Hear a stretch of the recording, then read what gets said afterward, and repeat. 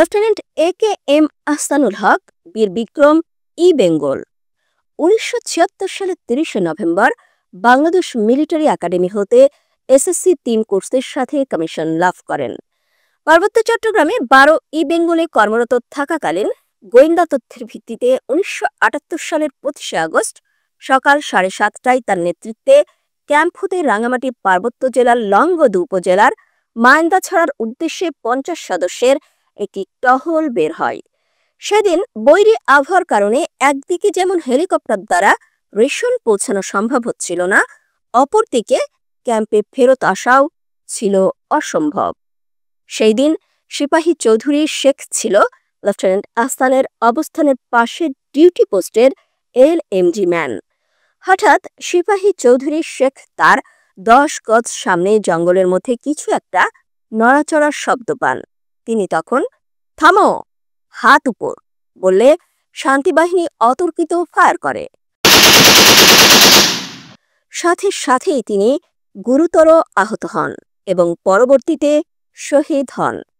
ঘটনাচক্রে ক্যাম্পের লোকজন ঘুম থেকে জেগে ওঠে এবং অস্ত্র নিয়ে পজিশনে যেতে না যেতেই আরও কয়েকজন আহত হয়।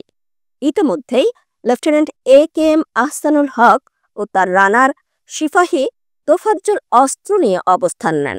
তিনি শান্তি বাহিনীর অবস্থান এবং পরিস্থিতি বোঝার চেষ্টা করছিলেন এবং সবাইকে আড় নিয়ে ফায়ার করার নির্দেশ দিতে থাকেন। এক পর্যায়ে তার বুকে এক ঝাঁক বুলেট বিদ্ধ হলে তিনি মাটিতে লুটিয়ে পড়েন। এ সময় নায়েক আজিম ও সিপাহী তোফাজ্জল তাকে দেখতে পেয়ে একটি বড় গাছের আড়ালে টেনে নিয়ে আসেন। অতঃপর শান্তি বাহিনী মেগাফোন দিয়ে বাংলা ভাষায় বলতে থাকে, বিডিআর ভাই, তোমরা সারেন্ডার করো, আমরা তোমাদের কোনো ক্ষতি করব না, তোমাদেরকে ফারোয়ায় পৌঁছে দেওয়ার ব্যবস্থা করব। তখন লেফটেন্যান্ট আহসান বলতে থাকেন, তোমরা স্ট্রাইকিং 12-এর সদস্য, এক বিন্দু রক্ত থাকতে সারেন্ডার করো না, তোমরা ওদের দিকে ফায়ার করো, ওদের অবস্থান দেখে অ্যাসল্ট করো। কমান্ডারের আদেশ পেয়ে ১০ নম্বর প্লাটুনের সিপাহী আবু তাহের শান্তি বাহিনীর উদ্দেশ্যে বলে, আমরা বিডিআর নই, আমরা সেনাবাহিনী। সেনাবাহিনী সারেন্ডার করে না, যুদ্ধ করে। এরপর লান্স নায়েক বাড়ি গাছের আড়ালে গিয়ে মর্টার ফায়ারের প্রস্তুতি নেওয়ার সময় একটি গুলি তার পায়ে বিদ্ধ হলে তিনি আহত হন। একই সময় নায়েক আজিম ক্রলিং করে গাছের আড় নিয়ে শান্তি বাহিনীর ওপর ফায়ার করতে থাকে। এক পর্যায়ে সে দেখতে পায় ক্যাম্পের উত্তর পূর্ব এবং দক্ষিণ দিকে মাটিতে পড়া বড় বড় গাছের পাশে সারিবদ্ধ শান্তিবাহিনী অবস্থান নিয়েছে। তখন সে মর্টার এবং জিএফ রাইফেল ফায়ার করার জন্য চিৎকার করতে থাকে। ইতোমধ্যে সুবেদার শাহ আলম দুটি হ্যান্ড গ্রেনেড ছুড়লে দক্ষিণ দিকে শত্রু গ্রেনেডের শব্দে এলাকা ছেড়ে চলে যায়।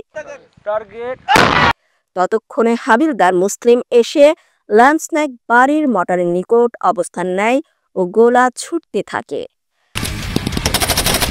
এক পর্যায়ে নরম মাটিতে মর্টারের বেসপ্লেট ঢুকে গেলে মর্টার ফায়ারের অনুপযোগী হয়ে পড়ে। তখন সিপাহী আতিয়ার ফকির মর্টারকে টেনে ওঠানোর চেষ্টা করার সময় শত্রুর একটি বুলেট লেগে তিনি মাটিতে লুটিয়ে পড়েন। সিপাহী নাসির ততক্ষণে লেফটেন্যান্ট আহসানের ঘর থেকে সিগন্যাল সেট বের করে আনতে সক্ষম হয়। তখন নায়েক আজিম নিকটতম সকল ক্যাম্পের উদ্দেশ্যে রেডিওতে বলতে থাকেন, আমাদের সাহায্য করুন, আমরা মাইন্দা ছাড়া শান্তি বাহিনীর কবলে পড়েছি, আমাদের অনেক লোক আহত ও শহীদ হয়েছে, দ্রুত হেলিকপ্টারের ব্যবস্থা করুন। এ সময় সিপাহী রেজাউল এবং সুবেদার শাহ আলম ১০ প্লাটুনের দক্ষিণ দিকে অগ্রসর হয়ে গ্রেনেড নিক্ষেপ করলে শত্রুর এলএমজি ফায়ারে সিপাহী রেজাউলের পা হারায়। দুই পক্ষের ঘাত প্রতিঘাতে রাত পেরিয়ে সকাল হয়ে যায়। এক পর্যায়ে প্রচণ্ড আক্রমণের মাঝে শান্তিবাহিনী পিছু হটতে বাধ্য হয়। পরদিন সাহায্যকারী পেট্রোল এবং হেলিকপ্টার এসে সকল আহত ও শহীদদের চট্টগ্রাম সিএমএইচে নিয়ে যায়। সেদিন লেফটেন্যান্ট আহসান তার নিশ্চিত মৃত্যু জেনেও বিন্দুমাত্র ভীত হননি। তিনি তার অধীনস্থদেরকে আত্মসমর্পণ না করে শান্তি বাহিনীকে প্রতিহত করার জন্য নির্দেশ দিয়েছিলেন। তার এই আদেশ অক্ষরে অক্ষরে পালনের জন্য ১৯৭৮ সালের ২ সেপ্টেম্বরের কালো রাত্রিতে অধীনস্থ সেনা সদস্যগণ জীবন বাজি রেখে প্রতিরোধ করেছিল। সেদিন সাহসিকতা, সম্মান ও গৌরবের যে উদাহরণ উক্ত টহল দলের সৈনিকগণ দেখিয়েছিলেন তা প্রত্যেক সেনা সদস্যকে সর্বদা অনুপ্রাণিত করবে। পরবর্তীতে ১৯৭৯ সালের ৩ আগস্ট তৎকালীন মহামান্য রাষ্ট্রপতি এই বীর যোদ্ধাকে বীর বিক্রম খেতাবে ভূষিত করেন।